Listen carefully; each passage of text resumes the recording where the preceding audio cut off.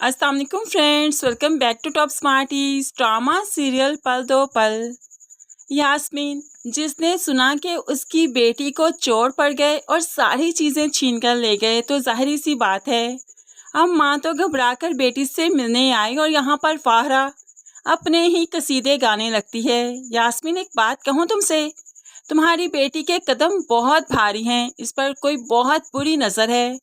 तो ऐसे में यास्मीन तो चौंक गई। आपा, कैसी बातें कर रही हैं आप? आखिर ऐसा क्या हुआ? तो यहाँ पर फाहरा कहने लगी, क्यों, तुम्हें नहीं मालूम क्या हुआ? शादी से लेकर अब तक जो मनहूसियत हमारे घर में आई है, जो कुछ बुरा हो रहा है, वो इसके कदमों की बदौलत ही तो है। पहले तो हमारे घर में सब कुछ ठीक ठाक था। हम माँ ने ये बातें अपनी बेटी के बारे में कैसे सुनी, ये तो माँ का दिल ही जानता है। लेकिन फाहरा को कौन समझाए कि ये सब कुछ तो जो किस्मत में लिखा है वो होकर ही रहता है।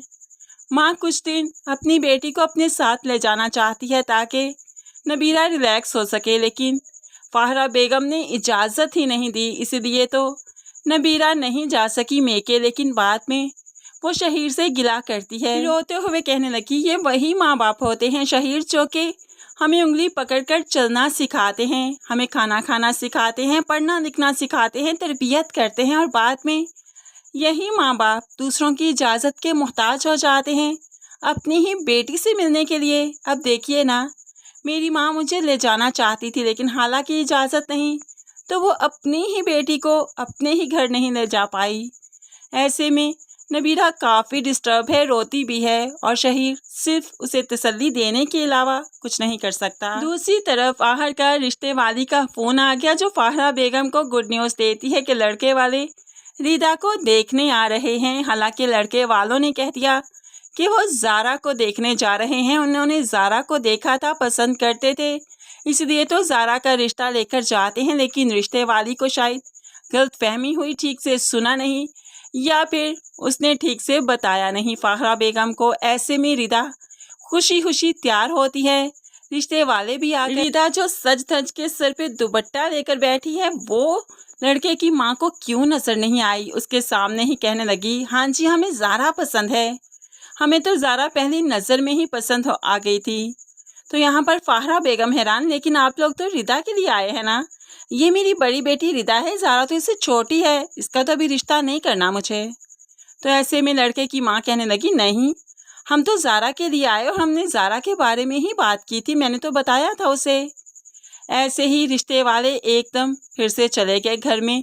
शोक का माहौल हो गया, और इस वक्त भी सारा इल्ज़ाम नबीरा पर कि नबीरा के कदम मनहूस हैं, और जब से आई है हमारे घर में कोई खुशी नहीं आई।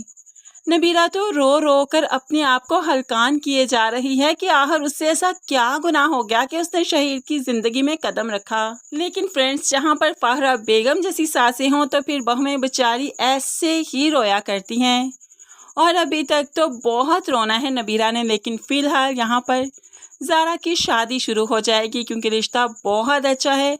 किसी भी तौर फाहरा बेगम नहीं चाहेगी कि इतना अच्छा रिश्ता उसके हाथ से निकले, इसलिए वो ज़ारा का रिश्ता मांग रहे हैं, तो ज़ारा ही सही।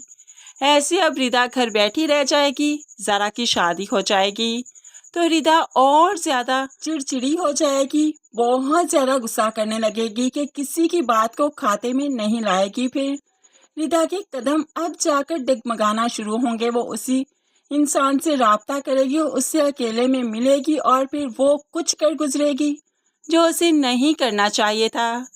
बेशक अपने बार बार रिजेक्ट होने के गुस्से में ही वो ये सब कुछ कर रही होगी, लेकिन ऐसे में वो अपनी ज़िंदगी बुरी तरह से तबाह कर देगी कि उसे मालूम भी नहीं पड़ेगा। तो फ्रेंड्स, कमिंग एपिसोड बहुत इंटरेस्टिंग है, बहुत ज़बरदस्त ट्विस्ट एंड टर्न्स है। आपको आज का रिव्यू अगर पसंद आया, वीडियो को लाइक शेयर करने के बाद ज़रूर चैनल को सब्सक्राइब कर लीजिए, ताकि आने वाली हर वीडियो बहुत आसानी से देख सकें। दुआओं में याद रखिएगा, अपना बहुत सारा ख्याल रखिएगा। नई वीडियो तक के लिए अल्लाह हाफिज़।